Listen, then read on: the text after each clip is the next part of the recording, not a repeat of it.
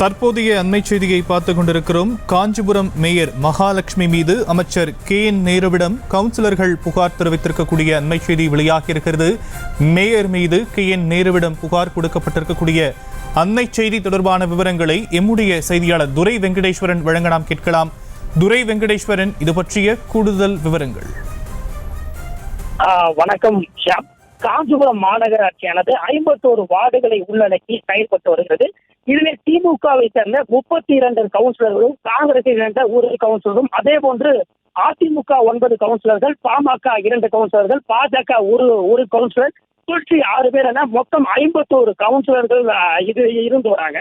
இந்த நிலையிலே கடந்த 2.5 ஆண்டுகாலமாகவே மேயர் தரப்பும் அதிமுக தரப்புக்கும் மட்டுமின்றி அந்த திமுக கவுன்சிலருக்கும் கூட அந்தந்த பகுதிகளிலே எந்தவித அடிப்படை பிரச்சனைகளும் கூட எடுக்கவில்லை எனவும், அதே போன்று மாநகராட்சியிலே மகாலட்சுமி யுவராஜ், அதாவது மேயரின் கணவர் மகாலட்சுமி அவர்களுடைய கணவராக இருந்து வரக்கூடிய யுவராஜ் என்பவரின் தலையீடு அதிக அளவிலே இருந்து வருவதாலும் தொடர் பிரச்சனைகளானது எழுந்து வந்து தொடர்ந்து அந்த மேயருக்கு எதிராக மாமன்ற கூட்டத்திலே அந்த திமுக மட்டுமின்றி அதிமுக கவுன்சிலர்கள் என 33 கவுன்சிலர்கள் தொடர்ந்து அந்த மாமன்ற கூட்டங்களையே புறக்கணித்து வந்தனர்.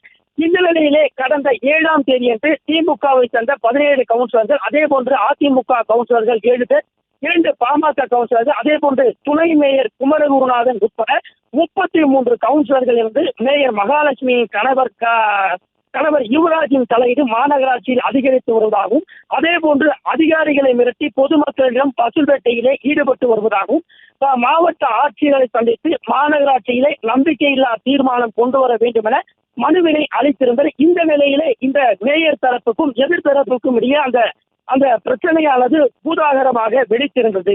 இந்த நிலையிலே இதற்கிடையே அந்த மாவட்ட செயலாளர், கட்சியினுடைய மாவட்ட செயலாளர் சுந்தர் தலைமையிலே பல கட்டமாக இரு தரப்பிற்கும் இடையே, கவுன்சிலருக்கும் இடையே பேச்சுவார்த்தையானது நடைபெற்ற நிலையிலும் கூட அந்த தொடர் மோதல் போக்கானது இருந்து வந்திருந்தது.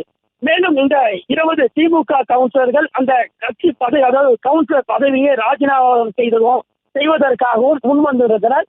இந்த நிலையிலே அமைச்சர், நகராட்சி நிர்வாகத்துறை அமைச்சராக இருந்தக்கூடிய KN நேரு தலைமையிலே நேற்று சென்னை முகாம் அலுவலகத்திலே அந்த எதிர்த்தரப்பு கவுன்சிலர்களுக்கும் அதே போன்று மேயர் தரப்பு கவுன்சிலருக்கும் இடையான அந்த பேச்சுவார்த்தையானது நடைபெற்றது. இந்த பேச்சுவார்த்தையிலே இந்த மேயர் தரப்பிலே எவ்வித தலையீடும் தங்களது தரப்பிலே எவ்வித தலையீடும் இல்லை எனவும் மேயர் அவர்களுடைய கணவர் தெரிவித்ததாக கூறப்படுகிறது. இந்த நிலையிலே தங்களின் கீழ், அதாவது மேயரின் தலைமையிலான கீழ் மேயராக இருந்து வரக்கூடிய மகாலட்சுமி தலைமையின் கீழ் தங்களால் செயல்பட முடியாது என திட்டவட்டமாக அந்த திமுகவை சேர்ந்த 17 கவுன்சிலர்கள் உட்பட மொத்தம் 32 கவுன்சிலர்கள், துணை மேயர் உட்பட அந்த தங்களது எதிர்ப்பை பதிவு செய்ததாக சொல்லப்படுகிறது.